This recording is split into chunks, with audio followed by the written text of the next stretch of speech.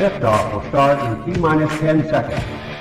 10, 9, 8, 7, 6, 5, 4, 3, 2, 1. We have ignition. It's time! 17 seconds from Game 7 or from championship number 6. Jordan open. Chicago with the lead. Harper got a piece of it. It comes off. The Chicago Bulls have won their 6th NBA championship. Tying run at second, 2 out. Palmero over the head of Jenks. Uribe charges, throws, out! And the White Sox have won the World Series. To the far side around the 8-yard line to Hester. Under it and to the middle with the 15 to the 20. Breaks free to the 25 to the 30 to the outside. 40 midfield. 40 30 in the coast. 20 15 Hester 5. Oh! Touchdown!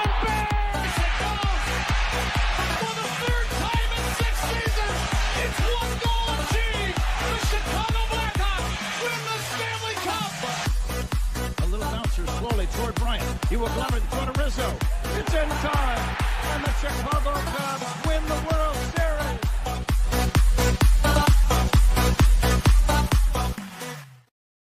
What up, what up, what up? Welcome to Shawn and Maya in the morning on this house. That's not even house music. On this hump day. It's hump day edition. I'm your boy, the SuperBack, Shawn Sierra. Thanks for tuning in. If you're watching us on Facebook Live, well, then I guess you found us on Facebook. And if you're not following us on Facebook, what? Come on, guys. Go to Facebook, type in Sports Zone Chicago, click the like button. Now you're following Sports Zone Chicago. Simple. But wait, there's more. Go to the show's page. Go to Shawn and Maya in the morning. Like that page as well. So not only will you be following Sports Zone Chicago, but you'll be following Shawn and Maya in the morning as well. If you're watching us on our YouTube channel, excellent. And if you're not subscribed to our YouTube channel, for real, guys, go to YouTube, type in Sports Zone Chicago, click the subscribe button. Also click the notification button. That's the little bell next to it, and that'll let you know anytime a show from Sports Zone Chicago is going live. Get it? Got it? Good. Now, if you watch this on our mobile app, please don't tell me you didn't know we had a mobile app. Come on, baby. You got to keep up with the Joneses and them. We have a mobile app, so wherever you get your apps from, it doesn't matter. You go there. All right? You download it. You take us with you on the go. So not only do you get Shawn and Maya in the morning 3 days a week, and not only do you get our other live shows throughout the week, not only are they archived there like they are on Facebook and YouTube, but I'll tell you what, we give you a slew, and I mean a slew of articles, thanks to my man Clarence, Council III. Big up to Clarence for keeping you abreast of all articles, Chicago sports related. Now, watch this on Roku channel. I like that kind of party, baby. If you don't know, you better ask somebody. Sports Zone Chicago, we have our own Roku channel. So if you have a Roku television in the house, do us a favor. Download Sports Zone Chicago's channel to your television. Put us there next to the big boys, Netflix, Prime, Hulu, HBO Max, Disney Plus, Paramount Plus, Stars. Put us there on the big screen. Hell, run the big screen, right, Mickey, Vicky, now. Listen, I just got done. Oh, my goodness. I just got done watching Lioness. 2 seasons of Lioness. Hold on, let me take this down.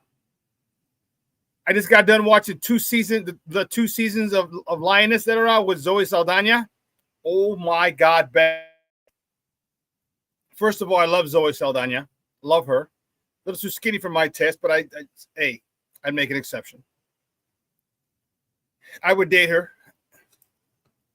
A little too skinny, but gorgeous, gorgeous, gorgeous, gorgeous, gorgeous. And she is a bad. I loved her in La Colombiana. And then it was the HBO. She was in the HBO little miniseries, or she was in a little miniseries, Netflix, I think it was, not HBO, Netflix, where she married an Italian guy from scratch. There you go, from scratch, where she marries an Italian guy and falls in love. And then now she's in Lioness. She's a badass black director. She's just a badass. Love her. If you haven't seen it, whoo, I highly suggest. It's only two seasons. All right, only 2 seasons, so like 18, 19 episodes. Yeah, she's dope. She is, that's my girl. That's my love me some. You know, at all points in our life, we have our love me some. You know, in high school, you have my love me some. You know, your little high school crushes. In college, the same thing. That's my love me some. Zoe Saldana. Ooh, Charlie. Anyway. Before I was so beautifully distracted with thoughts of Zoe Saldana and Lioness.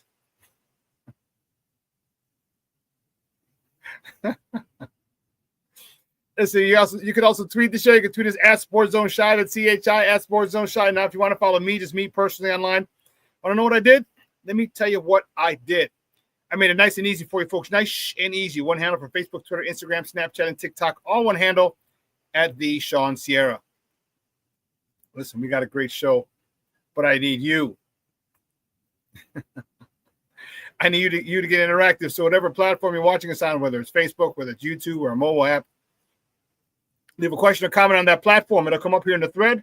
We'll put it up on the screen. We'll incorporate it into the show. And that, my peoples, is what makes this the best morning Chicago sports talk show around, and that's you. So bring them all, baby. Questions, comments, smart-ass remarks, because ain't nobody scared over here. And like The Rock said, baby, don't sing it. Just bring it. Let's check out the chat. The chat is a little live this morning. I like it.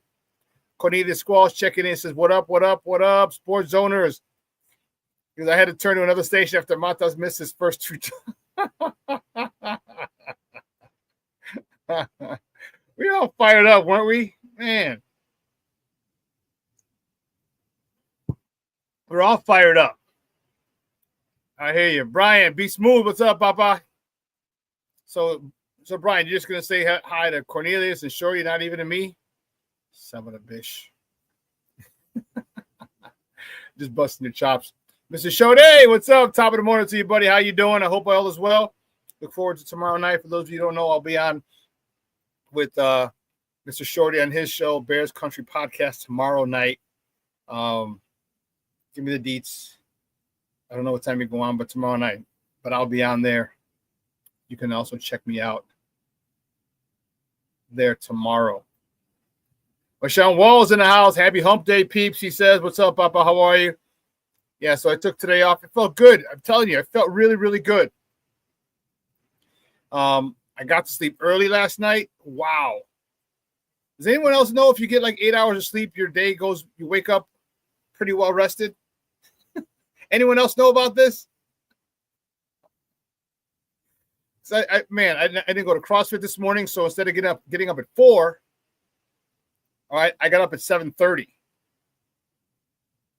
That extra 3 hours, because had I gotten up at 4, it would have been 5 hours of sleep. Yeah. But because I got up at 7:30, that's 8.5 hours. Whew, big difference. Big difference. Again, does anyone else know about it? If you sleep 8 hours, you wake up feeling kind of refreshed? I don't know. I don't know if anyone else knows about that. Really, Shorty? That's dope. Shorty said my wife worked with her in the Marvel movies. She's super sweet too. Oh, she worked with Zoe. She didn't put a good word for the SuperBack? Come on, huh? Black Diamond checking in. What's up, Papa? How are you? Thank you for tuning in. Hey, let me know when you get another mock draft done or thinking about it, okay? We'll put it up. King Book of World checking in. What's up, buddy? How are you, dude? He says, haven't had 8 hours of sleep since 89. 1989, another sucker. Sound of the funky drummer.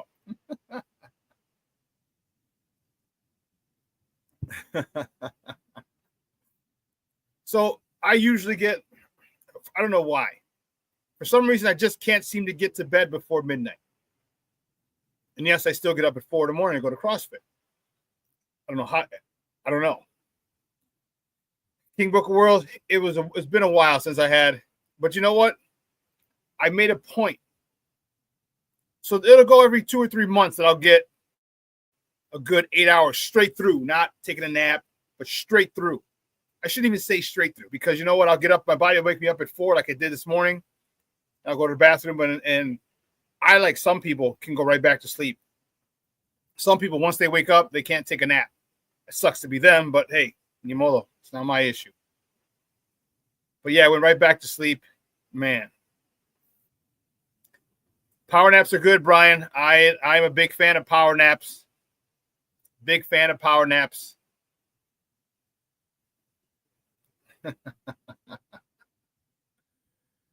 Shorty says, I'm going on 6 hours myself. 2 more would have stopped my coffee pot from being turned on this morning. Yeah, see, I do drink coffee now. So I drink this mushroom coffee. The Tori, this mushroom coffee. I don't like coffee that much. Actually, not at all. But had a lot. The mushrooms have a lot of health benefits for you. I forgot what they're called. Adaptogenic mushrooms. No, I'm not tripping or anything. Like I like shrooms. But it's a lot of health benefits. If you're interested, definitely check out mushroom coffee. It's by Rise, R-Y-Z-E, Rise. And man, I love it. And so it smells good, but I sweeten it with honey. And it doesn't give you the caffeine rush. All right, it doesn't, and I love it. I love it. I mean, it gets your metabolism going, but man, whew. I've seen other people how people need their coffee to get it gets their metabolism going, and wakes them up. For me, it doesn't like do that. I like the way it tastes when I flavor it with honey. Yeah. Otherwise, it would just be tea. Remember, I used to drink tea all the time. And I still do from time to time. And then right now I'm on this fast. So I've been drinking water, my mushroom coffee in the morning, and taking sea moss. Taking sea moss whenever I get hungry, which is a lot. Rick Gonzalez checking in. Good morning, Papa. How are you? Thank you so much for tuning in. I appreciate it. B Smooth says, I'm not a coffee drinker. I've only had 2 cups in my life. I'll tell you what I had before I started drinking this mushroom coffee. I had maybe 8 to 10 cups in my entire life, and they were all before the turn of the century. All before 2000. I was dating a Dominican girl out in Glenview, and they just come out with the Starbucks iced coffee, and they had the vanilla flavor. It was good, but it's too sweet. I just didn't like it. I'm like, yeah, I'm done. King Booker will say, just take a mini shot of Cuban coffee. You'll be able to see through metal. Hey, little cafecitos, bro. You see the little cups like, they're wired. They are wired. I know. Oh man, listen, we got a good show for you, and I'm fired up, man. We have a lot to talk about. The bosses gave us President's Day off. He's a cool guy. I appreciate him. And first class gave me the day off on Monday. So we have a lot to talk about on Monday, and then plus there really wasn't shit going on. Keeping it a buck. The All-Star game sucked, and we're going to talk about that today. All-Star weekend sucked. All right, we're going to talk about that today. All-Star weekend. The 3 sucked. The dunk contest sucked. The game sucked. It's in a bad spot. People are like, oh, it's in good hands. Like, no, it's not. No, it's not. No, it's not. And it's frustrating. And I think we've had this conversation before. Oh, snap. My man Jay Grizz checking in. He said, good morning. Happy Hump Day Sports Donors and SuperBack. Jay Grizz. Salute, Papa. How you doing? You know,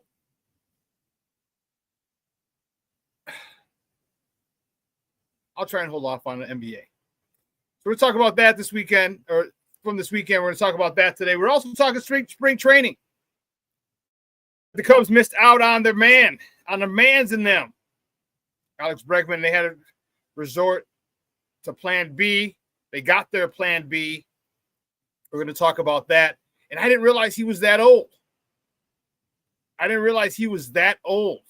Justin Turner. I was like, wow. Didn't realize he was that old. And yeah. Because I said, okay, if you don't get Bregman, what about just Justin Turner? I was calling him Justin Tucker. That's the wrong Justin. Justin Tucker is the Baltimore Ravens kicker who's getting sued by the massage therapists all in and around the DMV area. Dude, what's up with people assaulting masseuses? You know? I mean, listen.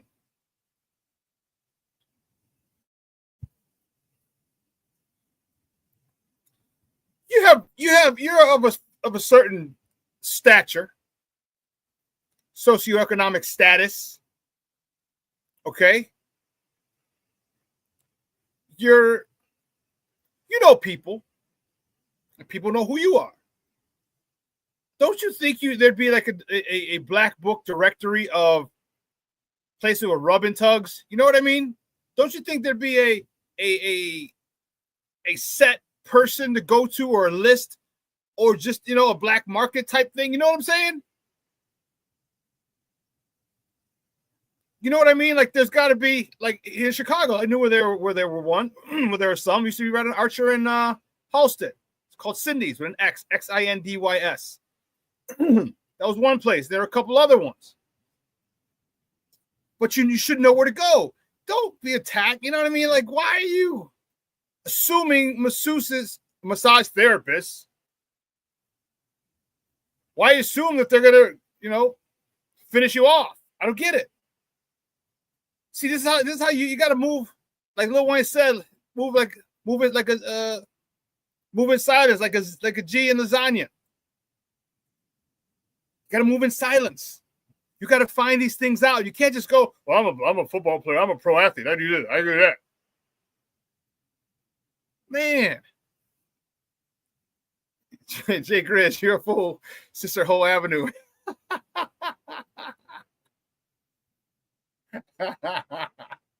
You ain't lying.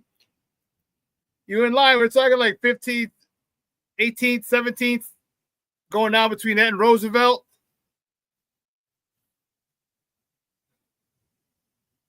Right, Cornelius. He goes, there are masseuses, and then there are wink, wink masseuses. Yes, go to the wink, wink masseuses. You should know, or you should have people that can get that information who are the wink, wink masseuses. You know what I mean? Like, it's sometimes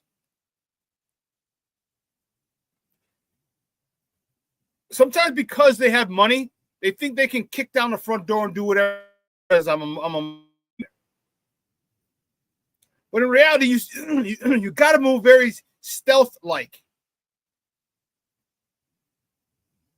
All right, your G's got to move in silence like lasagna. I'm telling you, you just can't. I mean, and you understand, but part of it is you think, because you think you're bigger or more important than you are. It's like go about finding all this information out. Okay, keep it on the down low. Don't, they know what you're there for. You know what they're there for. All right, it's a mutual, it's a consensual transaction. But to have masseuses go to different spots and accost them and ask them for happy endings and anything like that, like, stop, man.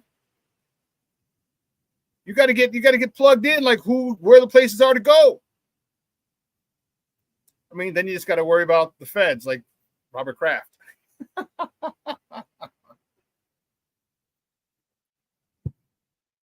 Robert Kraft did it right. Like, he kept going. He found the spot. He kept going. All right, and he wasn't. I mean, technically it's illegal, but what I'm saying is, he wasn't drawing attention to himself. That's how you move. These guys want to go and try and sexually assault these girls and and get out of pocket and try and force themselves. Like, come on, man. It's not. There are plenty of places, every major town, that you just got to know your peoples. You got to have people. You got to have people. Okay. You got to have people who are on the ground, boots on the ground. Say, hey, I'm going to this city or in whatever city you live in. If you're playing it, but you go back to another city. If you're playing this city, all right, where can I find this? Where can I find that? Where can I find this? Where can I find that? We all have our vices. We all have our idiosyncrasies. We all have the things we like. So get someone out there in the streets to find out where it is. And you can avoid all this shit. You could. You can get as crazy with them as you want. You know what I mean? Like, if that's your thing, cool. There's got to be, and here's the thing, like, does he have kids? Let me see. It's just.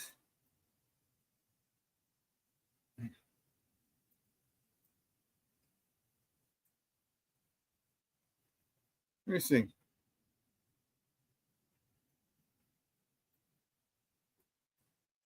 Justin Tucker's family includes his wife, Amanda Bass Tucker, and their son, Easton Tucker.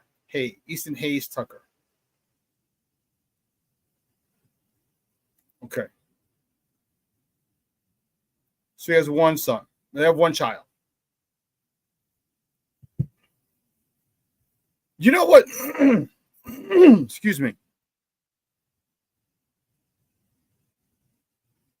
2016, so it's 2025. 9 years old. He'll be 9 years old May 10th.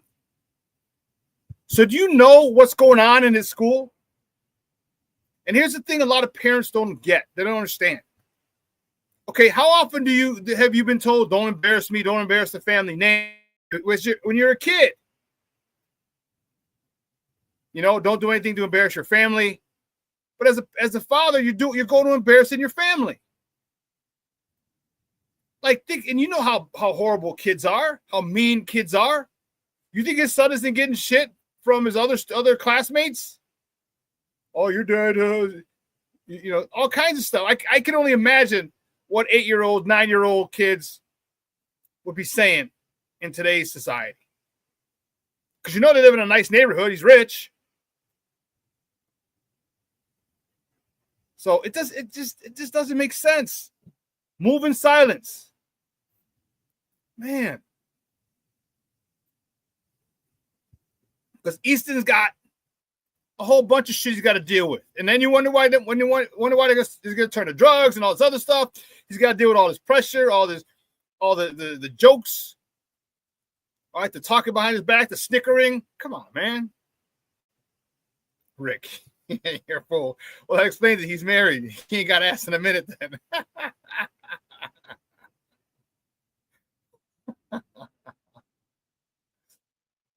You guys, terrible.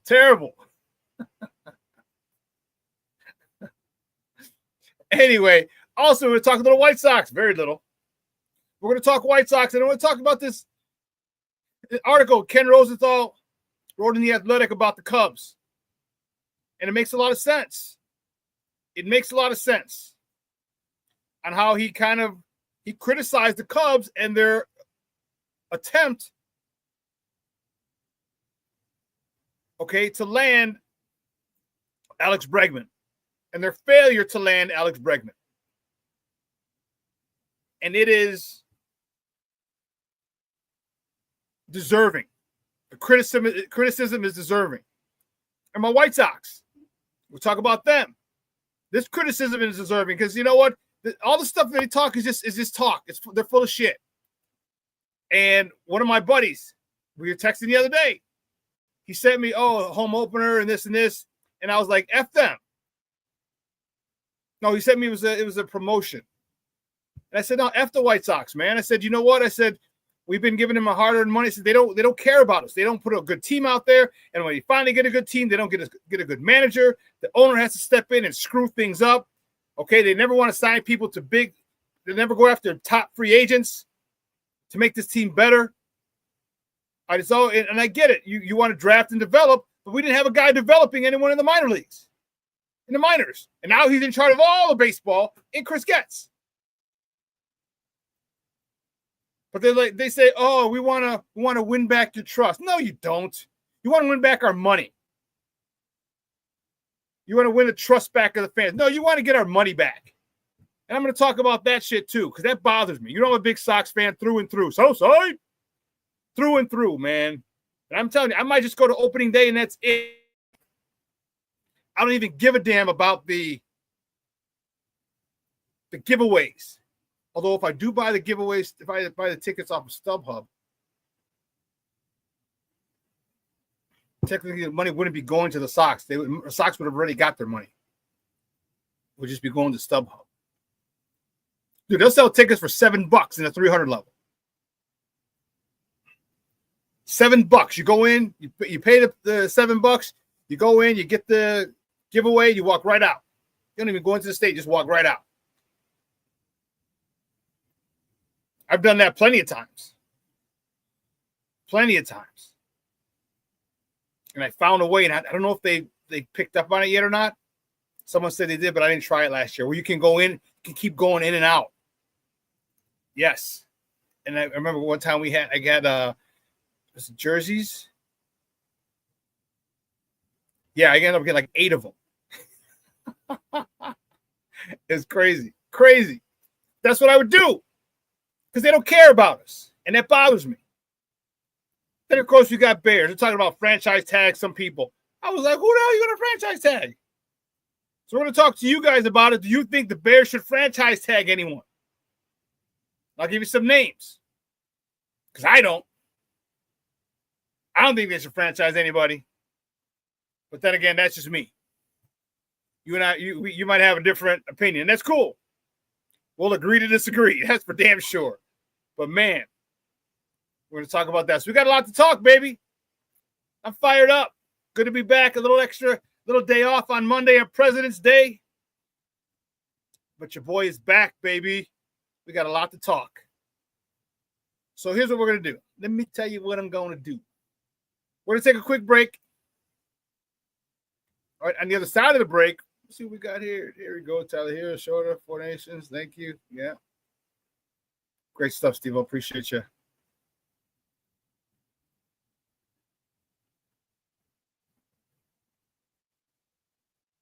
On the other side of the break, well, first of all, let me say what's up to some of the people who came in a little later. I said Rick. I said what's up to my man Jay Grizz. The Plankster is in the house. Good morning, Papa. Thank you for tuning in. I appreciate it. Bear down, baby. Bear down, Plankster. Levette Lee checking in. Good morning, Ma. Thank you so much for tuning in. Appreciate it. We're going to take a quick break, and on the other side of the break, we are definitely going to get to top of the morning topics. So we got a lot to talk about today.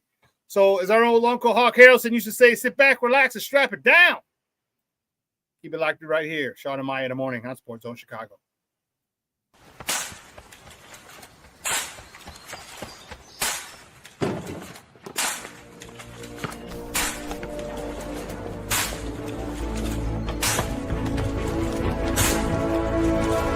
Move it!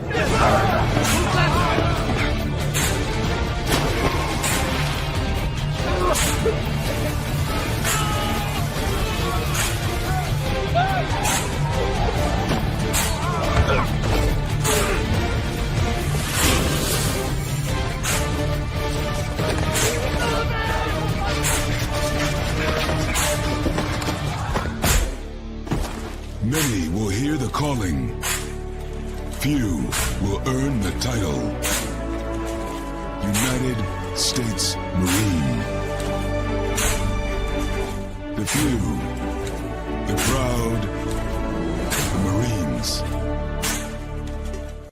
Hey, it's your boy, the SuperBack, Shawn Sierra, and be sure to follow Sports Zone Chicago on all social media platforms, on Facebook, Instagram, and our Roku channel. You can find us at Sports Zone Chicago, and on Twitter, we are at Sports Zone Shy. Also, be sure to download our mobile app so you can take Sports Zone Chicago with you on the go.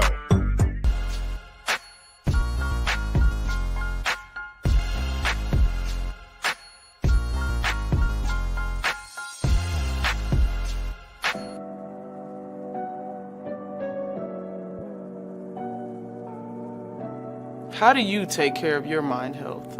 For my mental health, I meditate in the mornings. I have my dogs. They're the best. I just find ways that help me just relax. Finding things that make me happy, like being close to my family. I meditate a lot and read books. I have hobbies outside of the game. I'm able to switch off. I'm able to turn my brain off from the game of basketball. Your mind health matters. Your mind health matters. We are looking for a few heroes, mentors, trailblazers, innovators. A passion to change lives.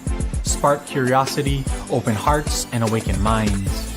Help students answer the question, who am I? This could be your calling, but this is no job. It's the journey of a lifetime. Be a hero. Be a teacher. Mental health and learning disorders don't discriminate. 17 million children and adolescents in the United States live with disorders like anxiety, depression, ADHD, and dyslexia.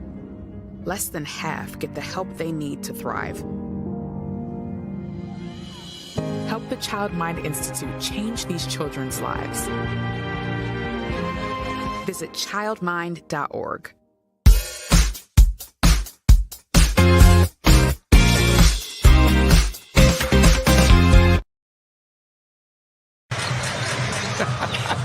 Nice wrenching. Shots fired. Stephen Curry, a running three-pointer. Sometimes you have to ignore the hate. What a way to say. He used to do these a lot. What's that? Miss? Running three. Oh, never. Running three. He did leave him on the floor, too. Yeah. Oh, Steph. Right, Don't do it to him. He said, I told you. He's playing it too short. Putting those guys in there. Big jump ball here. Durant secures it. Won by Damian. Again, one more basket for the win. Damian Lillard. There you go. Look at it. Look at it. Yes, indeed. Yeah. Well, yes. we got who I wanted. Oh, that's who you wanted? Yeah. I want all the smoke. Welcome back to Shawn and Maya in the Morning on Sports Zone Chicago. Those comes courtesy of Disney, ESPN, ABC, all same parent company. That was the All-Star game on Sunday, and it was interesting. I'll tell you what, it was good. It was good. It was well, let me not lie. It was fun to finally see them playing. You saw them playing. I like the fact that you played towards a score. And you saw guys really getting fired up. You're playing defense. You saw guys you saw guys hustling. It was from a game that really had lost a lot of its luster.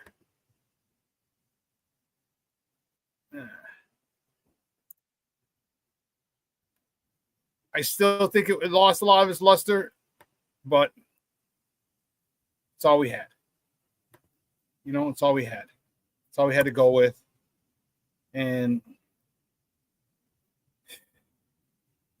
you got the entitlement of some of these guys really bugs me. Or I should say the perception. Like being an all-star back in the day was an honor. Making it to the All-Star game was an honor. You know what I mean? And I don't know how many of the players today feel about it, because it doesn't seem like they give a damn. Don't seem like it. I'm making millions upon millions upon millions. The hell with the All-Star game. I know it's an extra bonus for me in my contract.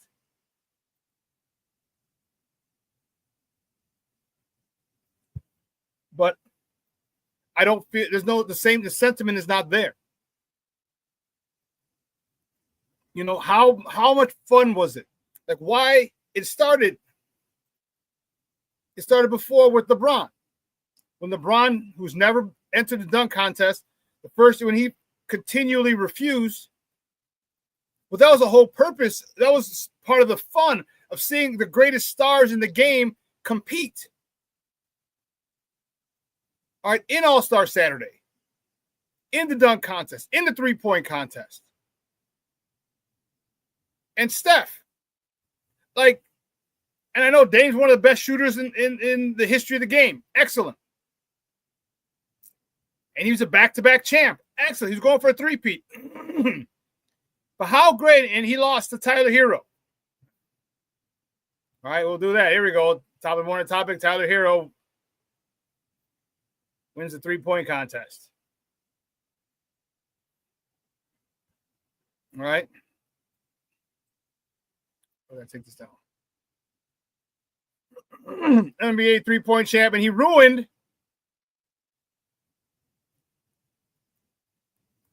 Damian Lillard's attempt for a three-peat. Okay? And that's cool. But let me ask you a question. Let me take this down.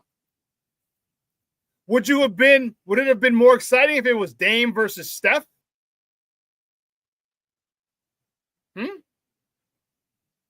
What if they had built this up? What if they had gone at it for the last 2 years, last 3 years? Dame wins one, Steph wins one. Or Dame wins two, he beats Steph both years, and then it's the third time. Do you understand the marketing that would be going on for that? Do you understand? But these guys don't. They don't. The interest in the All-Star game, the lack thereof, is what bothers me. And Steph, you're at home. They played in San Francisco. To be in a three-point contest would have been dope. Mike was in the dunk contest in Chicago.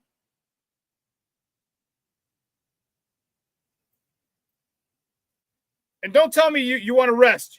Then don't play in the game. You know, the excitement leading up to these things is what made it exciting. The marketing. Dominique, remember that in '88 for all those guys in the who are watching who are of age? Jordan beat Neek the year before. Then he's coming home. He's facing Neek again. The storylines, the excitement, you could build it. And with social media today, think of all the ads and the commercials and the reels and the clips that you could have put together for the dunk contest. If it was Jordan and Neek now, man, but people like Steph didn't want to get a three-point contest. LeBron never got a dunk contest. You know, Aaron Fox. Or De'Aaron Fox? The guy who went with Zach a couple years ago. That was a phenomenal dunk contest. But I want some of the stars in there. And that's the thing. I don't know if you're trying to expand the amount of stars by getting the youngsters in there, but the next top of the morning topic, Mac McClung wins the dunk contest for the third time in a row. This is how bad it got. This is how bad it got. Mac McClung. Not even on the Magic. He's on their G League squad. They had to sign him to the roster in order for him to dunk. 3-time champion. There's nobody else in the NBA who could dunk.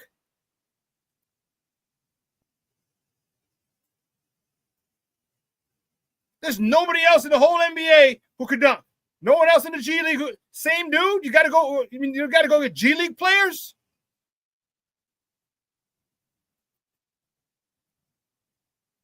I mean, come on, man. This is the shit I'm talking about. Like, this is why the NBA sucks. This is why a lot of people don't like the NBA.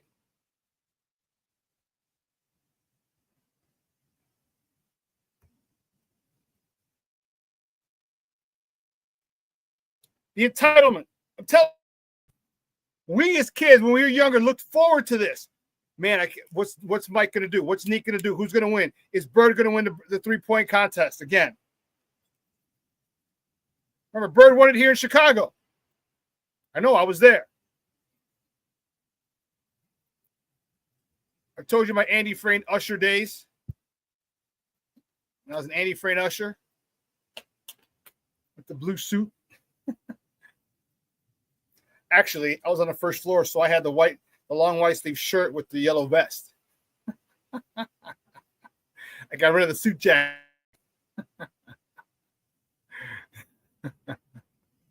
You know, and to me that sucked. And the next top of the morning topic, NBA All-Star Game. Shaq's OGs beat Chuck's Global Stars. And that was another thing. They beat him 41-25. And that was another thing. Is that I didn't like it.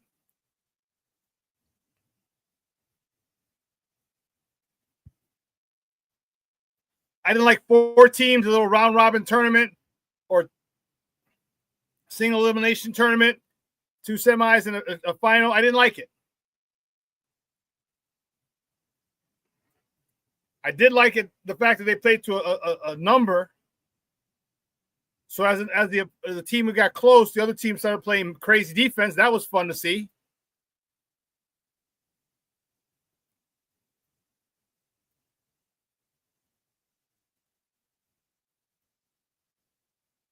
But Shaq's OGs beat Chuck's Global Stars 41-25.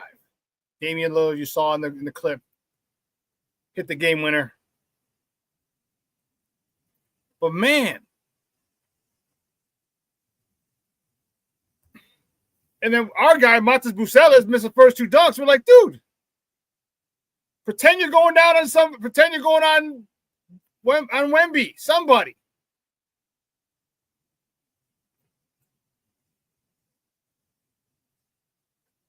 Because it's a disappointment.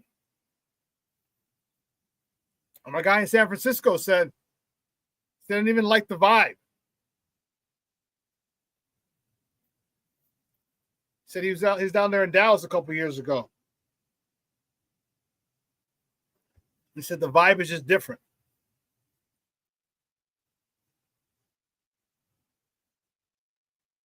I don't know.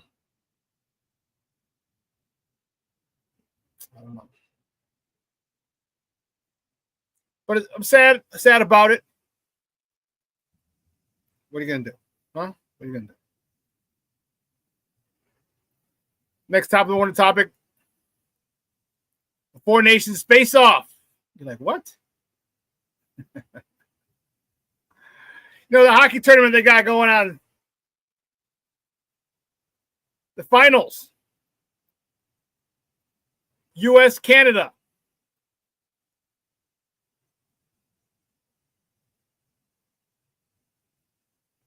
You know, remember they started going at it. At the puck drop, they're booing. The Canadians were booing the national anthem.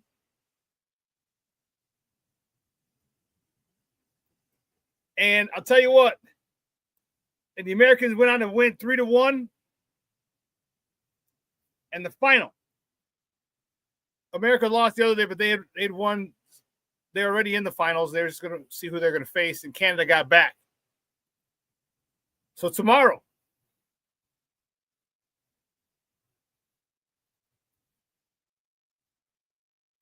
they're back in Boston. Wicked Pissa. The TD Garden, 7 o'clock. You can catch that game on ESPN. Are they going to drop the gloves again before or after the puck drops, or what? Puck drops, gloves drop. And can America beat Canada twice? This time for the 4 Nations Face-Off Championship.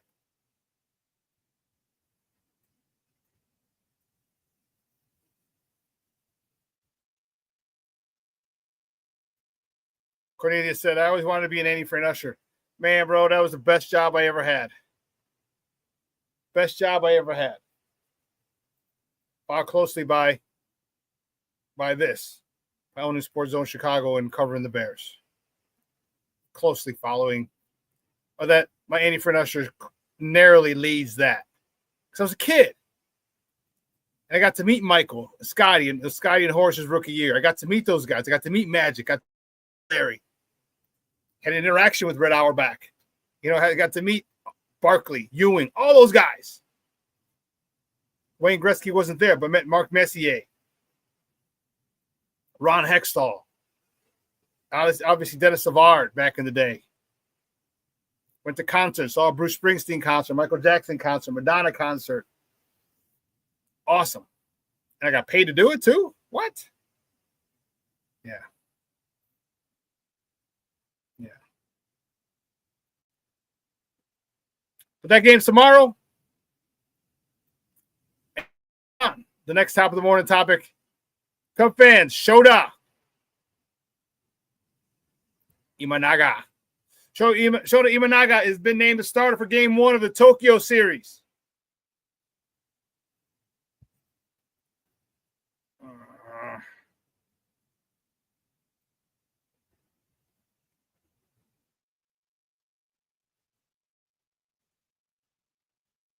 March 18th, not March 1st.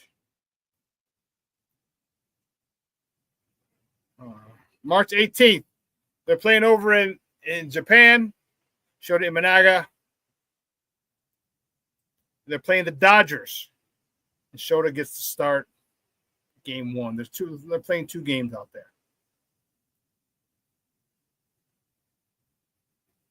there. Damn, Shawn name dropping a who's who. I'm telling you, that's why. I mean, I was a sports nut. That's why I got the job. I took the job because I was a sports nut. And I was at St. Rita High School. Mr. Miziora, God rest his soul, my sophomore history teacher. Freshman was Mr. Novak. Mr. Miziora was my second year. And then I had who was my third year for history? I don't know. I had Mr. Bamberger my senior year. Anyway, Mr. Miziora was the chief of the head of the Annie Fran ushers at Sox Park, at Comiskey Park. So he would always have the Annie Fran come down like a job fair in the during lunch periods, and guys would sign up. And that's when I heard about it. I was like, I get to watch the games and get paid. Sign me up. So I did, and yeah, I did get to meet all those guys, and that was cool. As a 16-year-old kid, come on, man, you're meeting multimillionaires. I met Jordan quite a few times. Like I said, Horace and Scotty. Anyone who's anyone in the NBA or NHL back then, I met. The Rifleman, Chuck Person.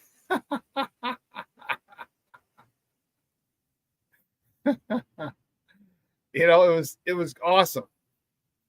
Bird, McHale, Parrish, the Celtics crew, the Lakers. It was amazing. Yeah, it was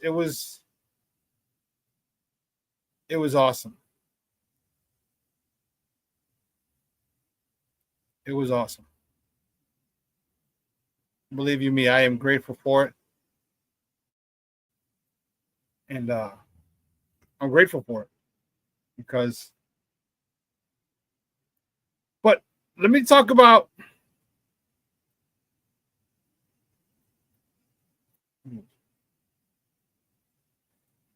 the Cubs for a second, Cub fans.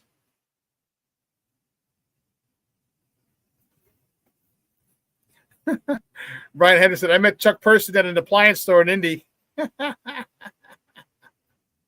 The Rifleman, Chuck Person. Dominique, I met, obviously. Neek, man, all those guys. Muggsy Bogues.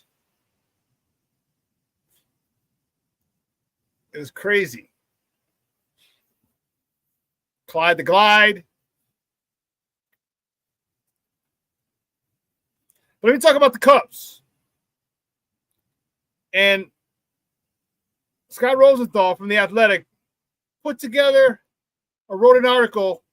It kind of goes off in the Cubs, and rightfully so.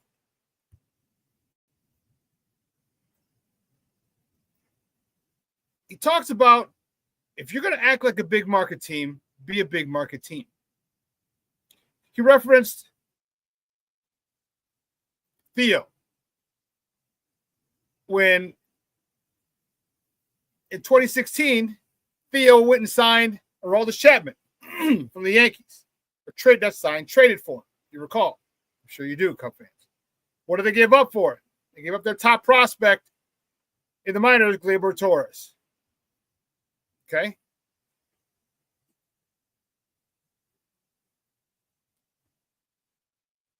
And when they signed him, they said, Theo said, well, if not now, when? And it made sense. And I don't think that the Cubs are serious World Series contenders. But if you sign Alex Bregman, I think you're automatic. The anticipation of you winning the Central. They got a good shot of winning the Central now this year without that move, and with the Justin Turner move. But the Alex Bregman move would have made them clear favorites to win the NL Central. Clear favorites. Okay.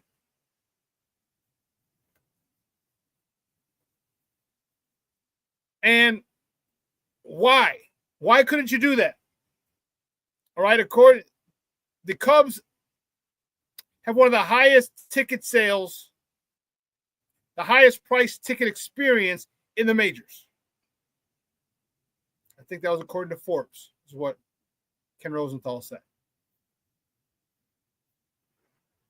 So why, if you're charging all these crazy prices, why don't you go get the big free agents?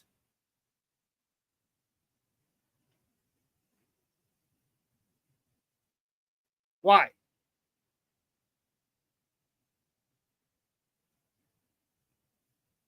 And I think that's a shame.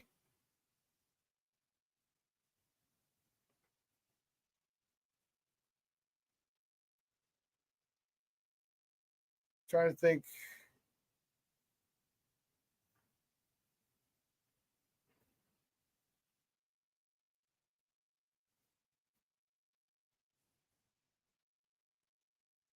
Well, so why? You have one of the highest game day tickets in the major leagues, but you don't get Bregman. And that's the thing. You have a window of opportunity. Okay, you have a window of opportunity. And that window's now. Because what's going to happen, you probably only have Kyle Tucker for 1 year. Probably. But you get Kyle Tucker, Alex Bregman, Dansby Swanson, Ian Happ.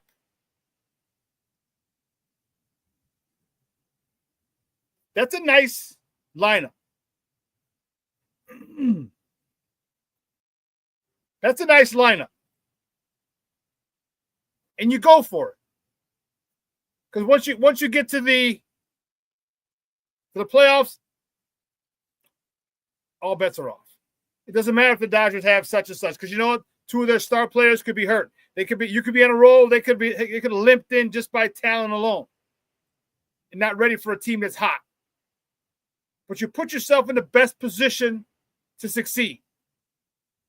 Even if it's just for 1 year, and you snare another one. You snipe another World Series. You think the fans will be happy? Yeah. But for you to shortchange and skimp on that, and why the hell did you trade? What was the purpose of trading Cody Bellinger? Wasn't that the purpose? To create space for the Bregman, the Bregman signing, a Bregman acquisition? Wasn't that the purpose? Then you might as well have kept Cody Bellinger.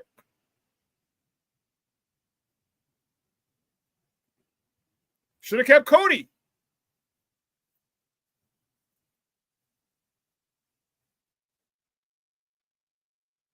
But no, you go get his teammate, Justin Turner, who's 40. 40 years old. Now, don't get me wrong. This dude's still a baller. But he's not Alex Bregman.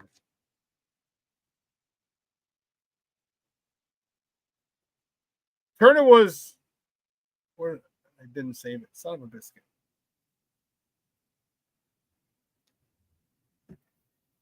They should be embarrassed with what they did because you did all this to get everybody excited, and then you whiff. You whiff. But you still going to charge you. I guarantee you're not reducing the price of beer. I guarantee you're not reducing the price of tickets or any of the other concessions. That price is going to stay up.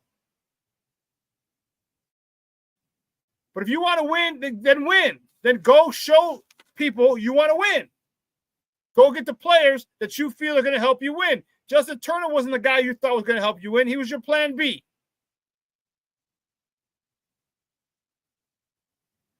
Alex Bregman was the belle of the ball this offseason. And you could have got him, you should have got him, and you whiffed. You whiffed on him. You went skimpy. You gave him 4 years for $115.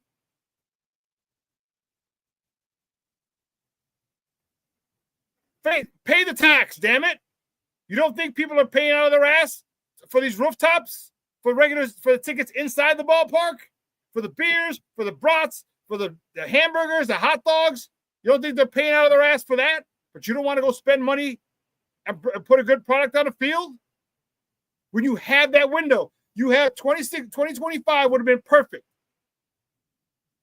to have all those guys here. Bregman, Kyle Tucker, Swanson. You got those three big bats there. Now you're cooking with gas. Let's not forget Ian Happ.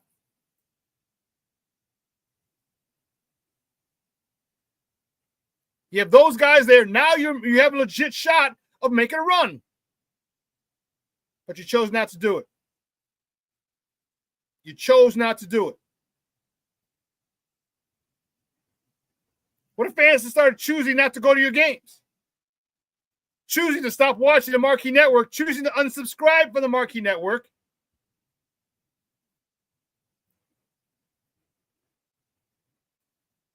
What if fans just started doing that? It's all right. We can catch the highlights, read it out in the paper.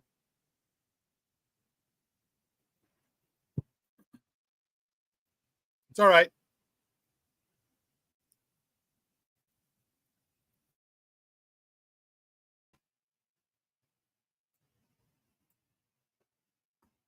Not everyone brings a plastic flask. Huh, Shawn? You're damn right. You're damn right. Brian said, I bet parking prices won't go down either. Yeah, there's not a lot of parking around Wrigley. Wrigley's landlocked. It's literally, it's one parking lot behind it that'll hold maybe 15, 20 cars at best. There's a couple smaller spaces. And they have down Grace about a quarter mile away. But no, you're right. Parking prices ain't going down. But you don't want to spend.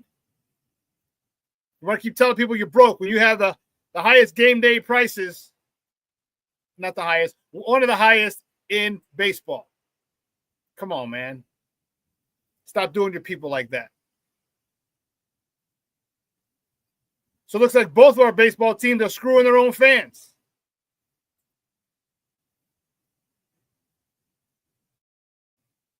Spent all that money. But all those rooftops, all those apartment buildings, down right field, down Sheffield, and then down Waveland. All those apartment buildings you bought for the rooftops. Charge a pretty penny, too. And once, after you bought them, I know that the COVID came and all the other stuff, but people kept coming back to the ballpark, and that shit was filled. Wrigley is filled on a regular basis.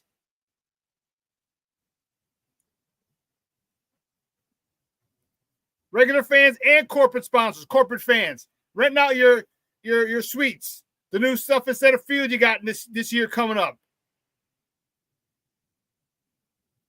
And the rooftops in the back and those atop those apartments. And they're filled. And you can't put a good product on the field. You can't go get the guy that everybody wanted for the almighty dollar. Don't you realize you'll make a lot more money if you put a winning product on there? The deeper you go into playoffs, that's more home games, more home playoff games you make. The division series, in the ALDS, in the NLDS divisional series, in the NLCS, and God forbid you get to the World Series. That's more money, more money, more money. And if you don't think those rooftops will be packed, you crazy as a mug.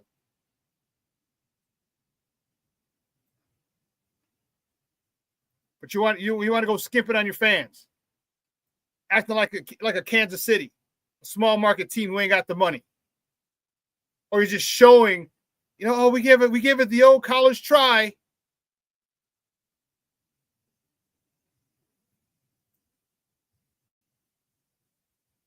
Should be ashamed of yourselves. You had that window to add Alex Bregman to this lineup, Tuckers, Swansons, the big name stars you got on the Cubs now, add a stud power hitting third baseman, and you didn't do it.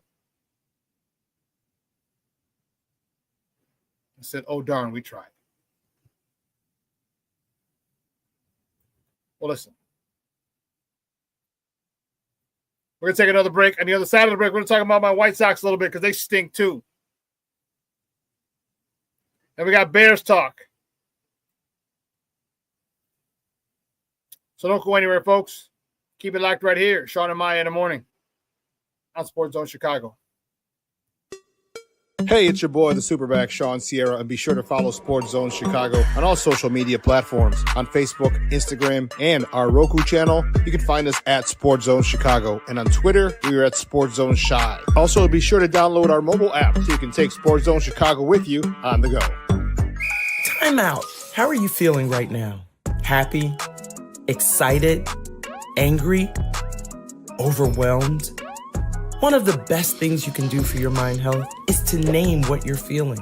It can sharpen your awareness and help you talk about your feelings with someone you trust. Here are 3 questions to ask yourself. Where are your thoughts right now? In the past, the present, the future? Do you notice any sensations in your body? Is your heart beating fast? Is there a flutter in your stomach? Or are you fully relaxed? What do you need right now? Time with others? Time to yourself? Remember, there's power in this awareness. So find ways to identify what you're feeling today.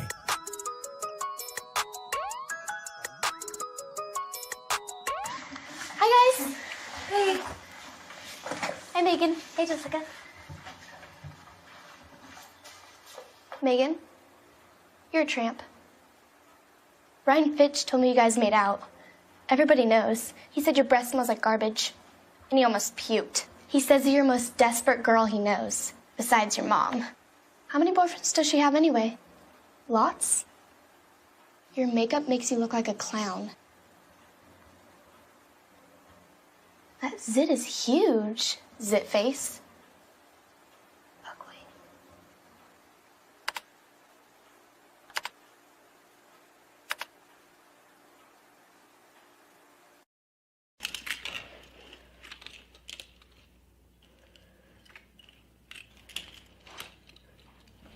Hey, bud, what you doing? I'm playing with cars. Cars? Can you show me what a car does? Whoa, whoa, whoa, whoa, whoa.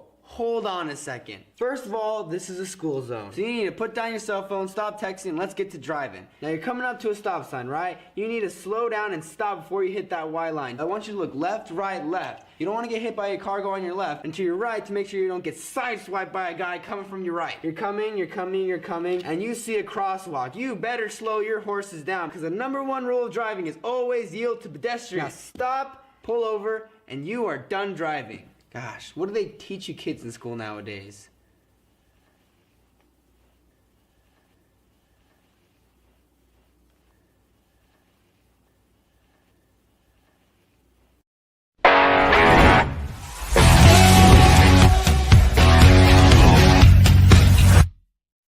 Michael get it pulled with a fresh shot clock.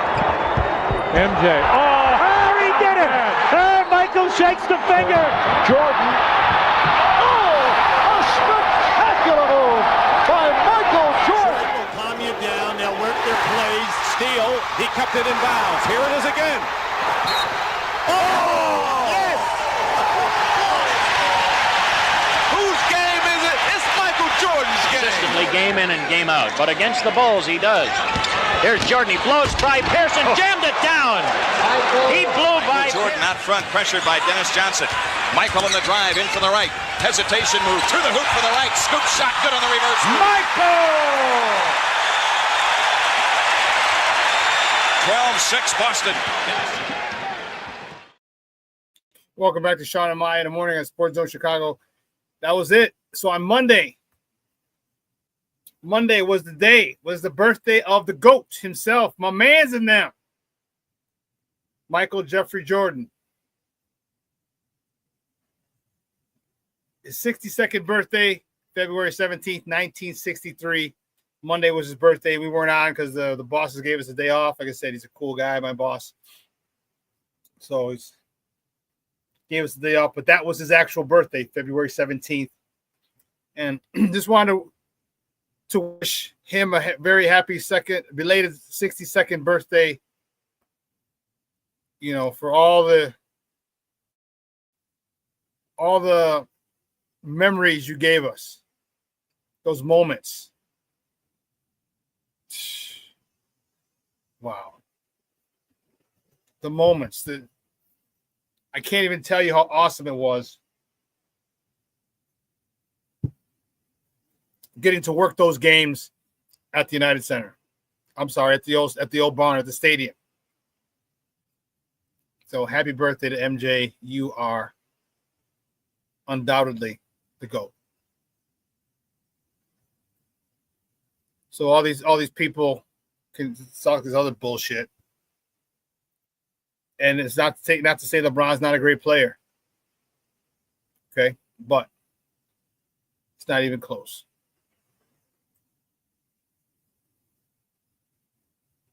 Shit, Rick.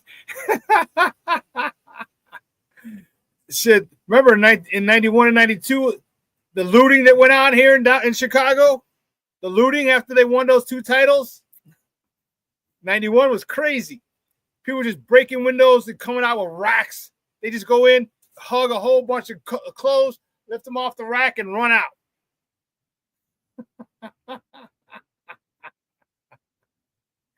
91 was crazy. 92, it wasn't as bad. It was bad. It just wasn't as bad as 91. In 93, I think it was, cops were definitely in they've been able to do it 2 prior years, so they were ready.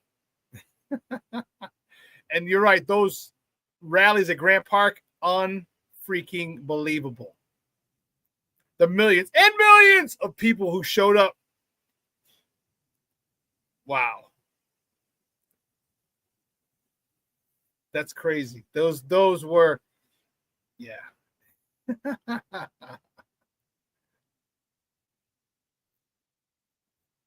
Yeah, you know what? Let's see.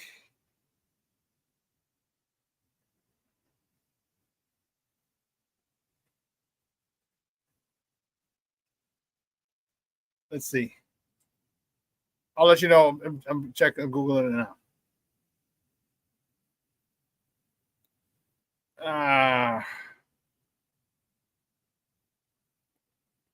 So he averaged 30 points in 30.1 points over his career.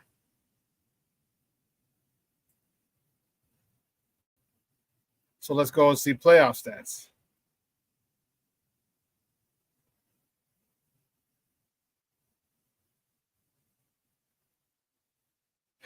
Career playoff stats. Postseason. Here we go. Yes, he did. He 33.4. He averaged 30.1 in regular season, 33.3 in the postseason. Oh, you made it. Oh, okay. Oh, Rick, that was dope. You made it to 96, 97, 98. That's crazy. That's awesome. Shorty says, I was at four of those rallies. Dude, those are nuts, man. Those were to borrow a song from All in the Family. Those were the days.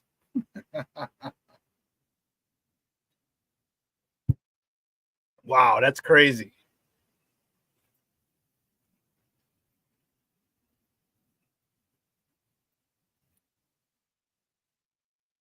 Let's talk about my White Sox real quick before we get into some Bears talk. My White Sox.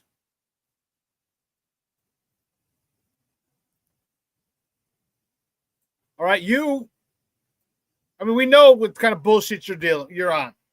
All right, you had a situation. You had a boatload of talent in your organization. A boatload of talent.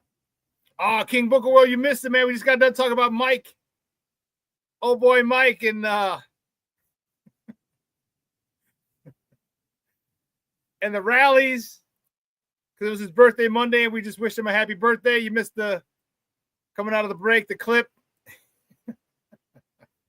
Rick, we suck, Shawn, out to the Bears. You're a fool, man.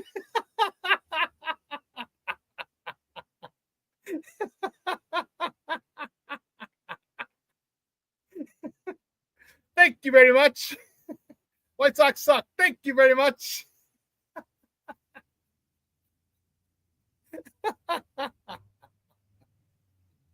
Oh, man. That's good shit, Rick. Good shit.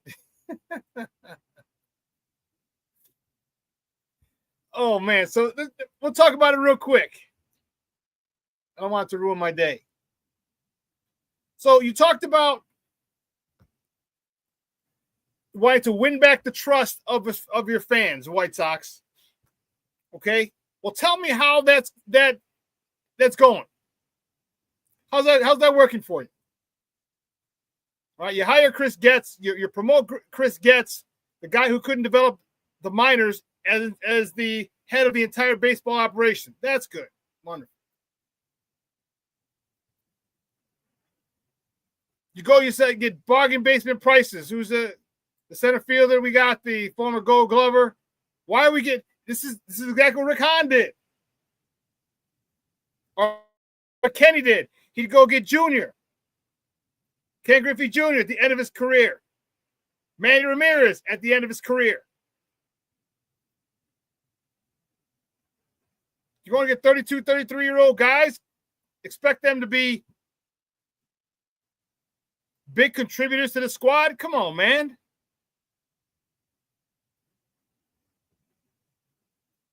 You know what you want? If you want to win back the trust, here's what I want you to do. Here's what I want you to do. Next season, next offseason, open up the bank, open up the checkbook. Open up the checkbook and go sign Vladimir Guerrero and Kyle Tucker. Go sign both of those guys.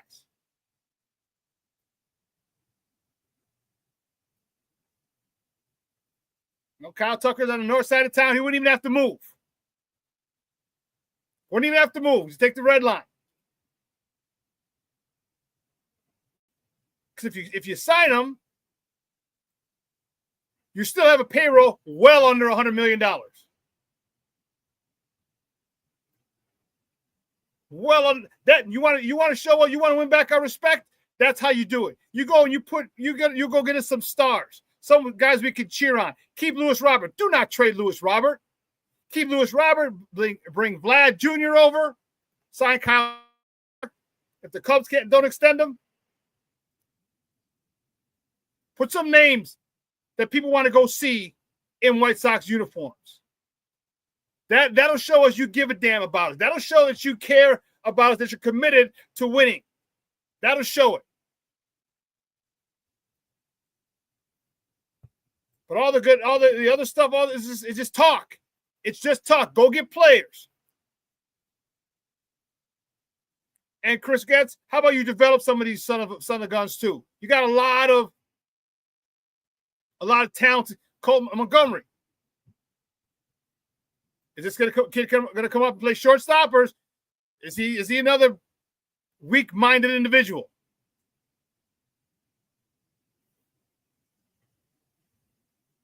Rick said Kopech and Moncada trade hurt bad. I thought those two were going to change the Sox. They would have.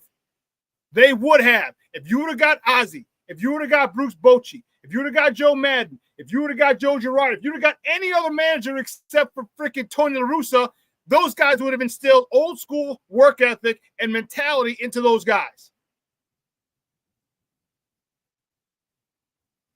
Those were the two guys. Moncada was the number one prospect in the minor leagues. Number one prospect.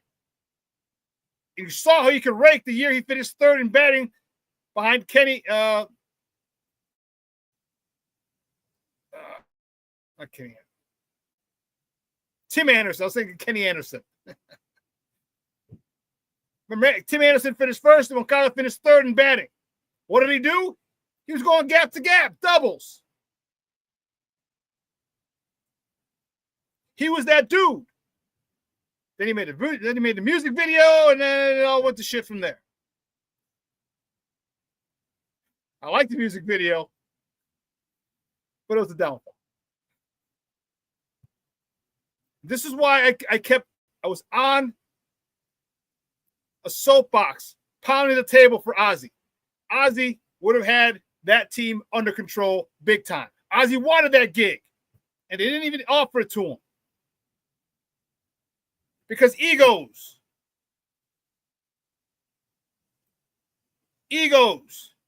Rick Hahn had, remember, the general manager got to be the pretty boys of the faces of the organization now. All the GMs are the most important guys. Before it was the managers. Remember all the big time managers we had back in the day growing up? Tommy Lasorda, Whitey Herzog. Who was the guy with the Tigers? He just passed. Hell, even Lou Piniella.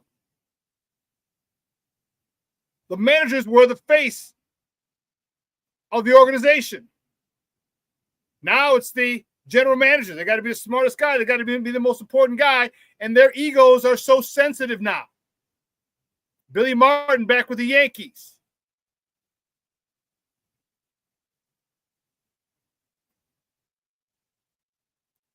But see, there's a thing with these athletes. Sparky Anderson, thank you. Thank you, Cornelius. Sparky Anderson with the Tigers. Bobby Cox with the Braves.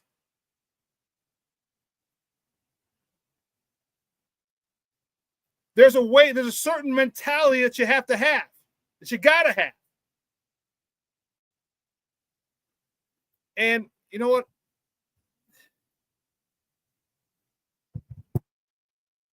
I saw this.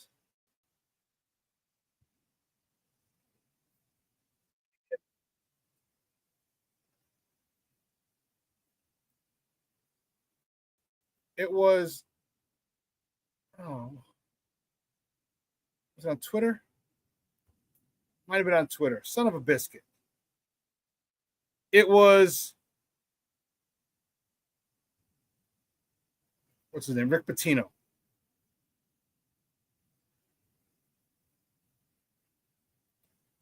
What was it? I knew it was on Facebook. Rick Pitino was going off on his team. Woo, Charlie.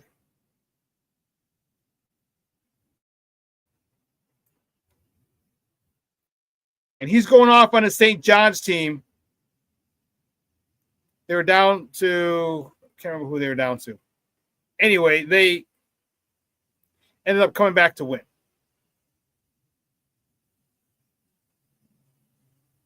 Yeah. Where is it?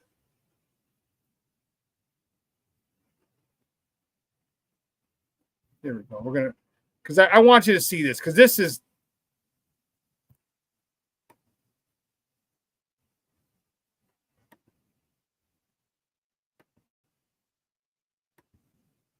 now I was acting crazy.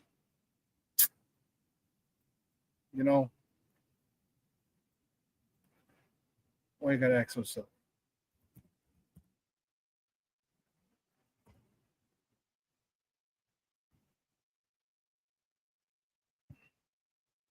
There was a, yeah, you got to go.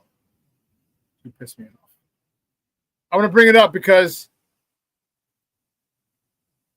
this was awesome. This is Rick Pitino.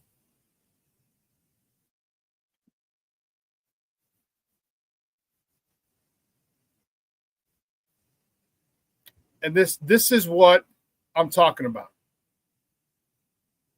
Let me get this, share screen. And this is what I'm talking about. This is the type of leadership that those youngsters on our White Sox needed. This is exactly what they needed. Rick Pitino. Be a basketball player. Dig in. Every time you miss a shot, your game deflates. We don't care about your missed shots. Play defense.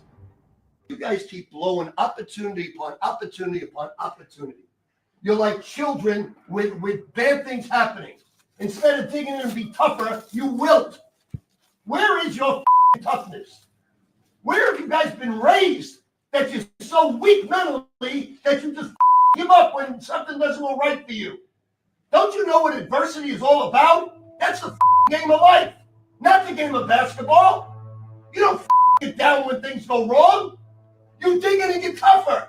Your whole life's going to be adversity. Learn how to deal with it. Dig in and be a basketball player. That's what I'm talking about. So that's what I'm talking about. That tough love that you need.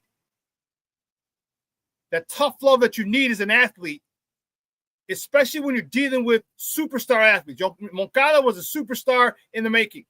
Eloy Jimenez, Luis Roberts, superstars in the making. But they needed to be coached, and they needed to be coached hard. They needed to understand that, hey, listen, yes, I'm talented, but guess what? I can still be coached. I can still be taught. And Ozzie would have told him it's not about you. It's bigger than you. Ozzie, Bruce Bochy, Joe Girardi, Joe Matt, it didn't matter. I just wanted Ozzie because I wanted him to do it again here.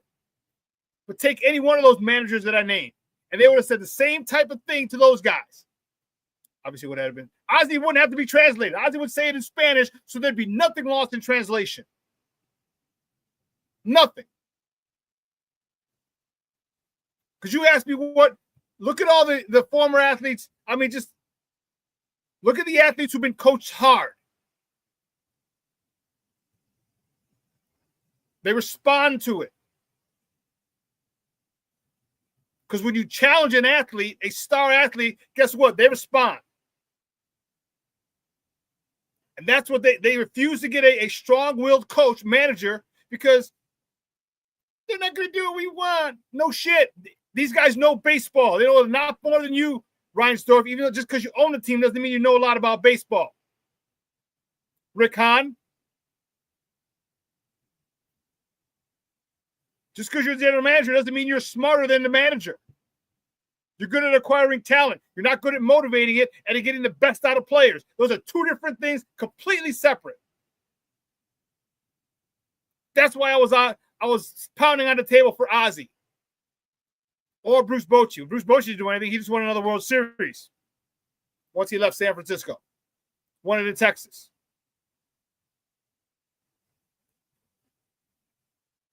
But that's what the White Sox needed, and that's what they didn't get because they didn't. Ozzie was too rough around the edges. He would have been uncontrollable. He wouldn't have let me make the lineup. It's not your job to make the lineup, damn general manager. You let the manager do that.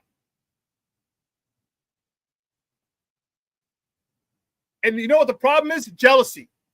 The problem is jealousy. That's what happened with him and Kenny. That was what happened with Rick Hahn. Because Ozzy was so popular. He's still popular to this day. They never would have been the architects. Remember, just like Crumbs, like Jerry Krause, never got his full due. Why? Because Mike was here. And Phil Jackson was here.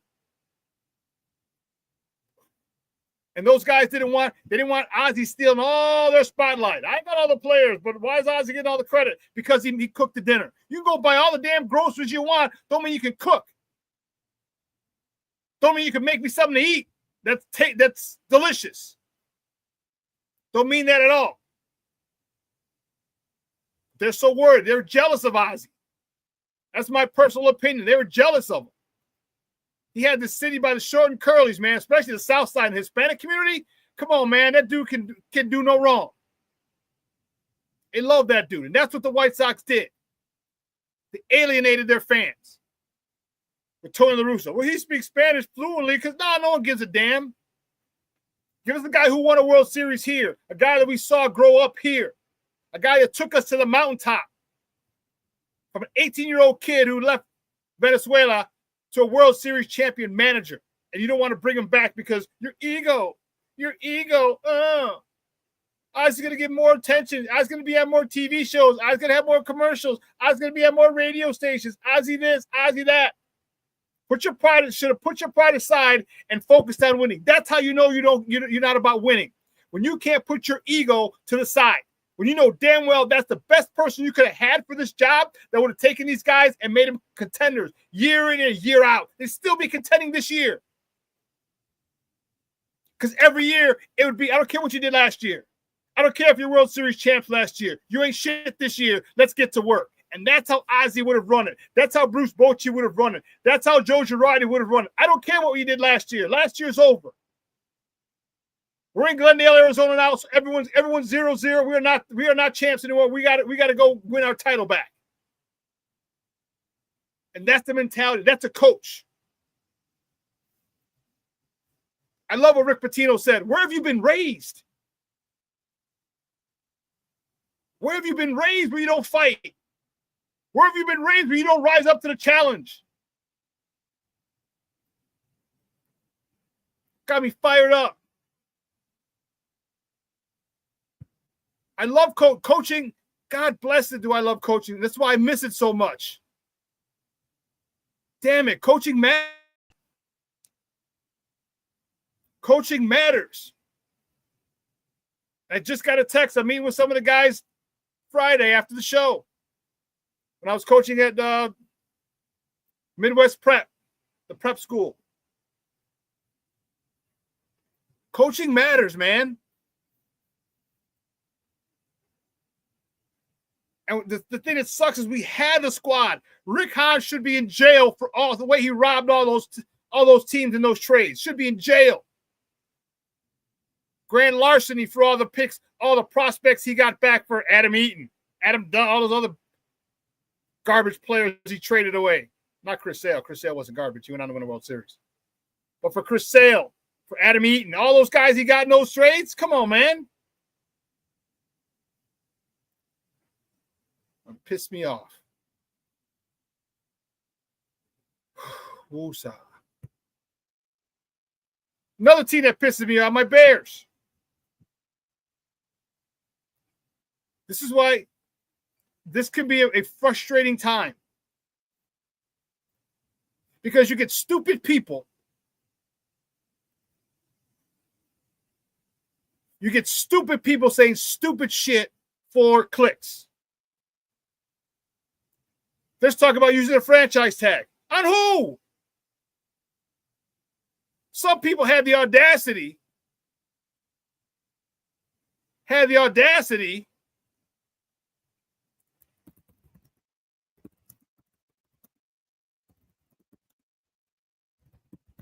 say you should use a franchise tag on Keenan Allen. Come on, man.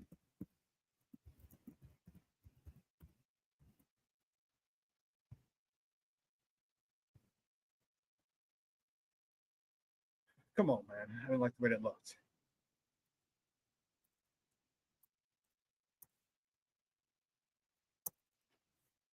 There you go.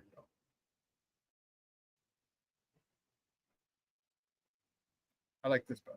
Should the Bears franchise tag anyone? No. And we gotta talk about this.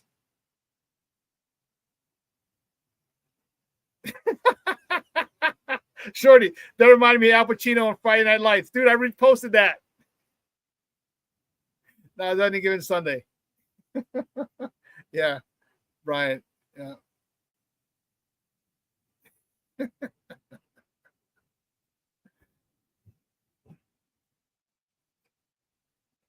They talked about Keenan Allen. Why would you give that dude 25? Here, let me get the franchise tag.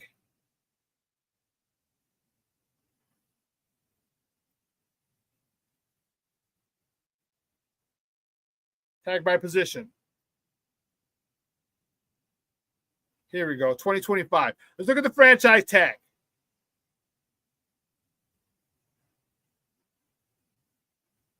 By position.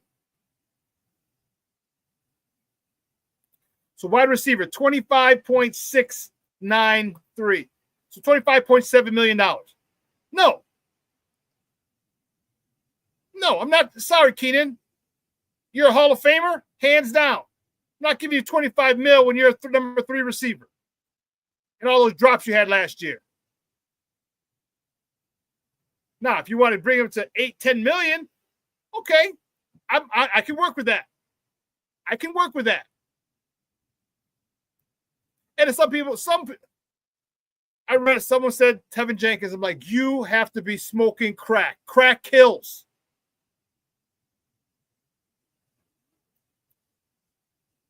$25 million for an offensive lineman. Franchise tag. What? He missed over 30 games in the last 3 years. Come on, man. He can't stay healthy.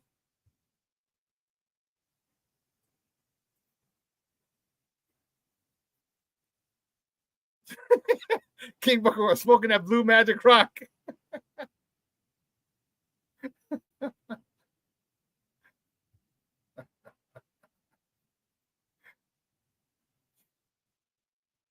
Like, this is the type of stuff that frustrates me, because you get people who don't know shit talking about the Bears.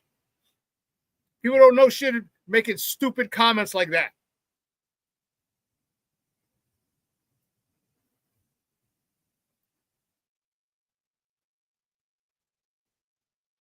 Like, there's nobody out there that we should franchise tag. No one. And then the trade. People are saying we should trade for Myles Garrett, Micah Parsons. First of all, Micah Parsons ain't getting traded. That's for starters. Jerry Jones ain't letting that mother Hubbard go for nothing. And Cleveland, if they trade Myles Garrett, Cleveland doesn't have him on the block. Myles Garrett just said he wanted to be traded. He has to be traded. Doesn't mean they're going to trade him. Well, what are you going to give up? 2 firsts and a second? I get it. If it was Myles Garrett for the first round pick this year, done. Micah Parsons for a first round this year and maybe a second next year, done. Done. Especially if it's Micah Parsons. And I get a first, I got to give him a first this year and a second next year, done. Say nobody we're going to get is going to be a Micah Parsons. And he's, 24, 25? If that was the option. But there are far too many needs that we have. Far too many holes that we need to fill.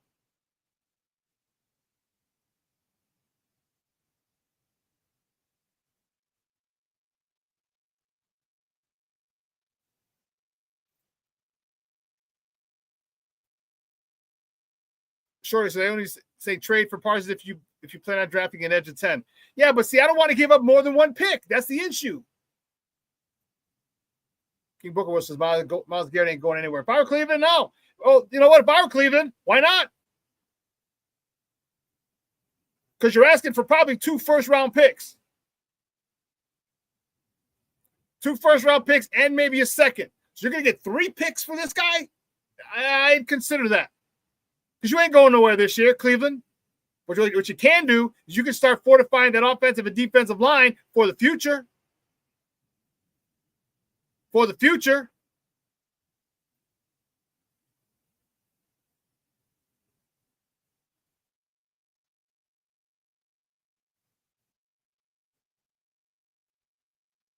Shorty says, if you're drafting an edge at 10, you're only giving up next year's and maybe a second this year.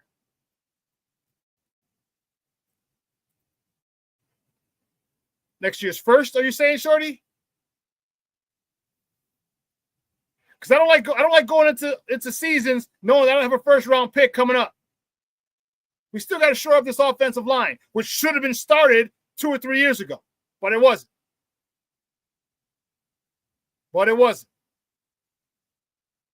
Could have got an offensive lineman this year.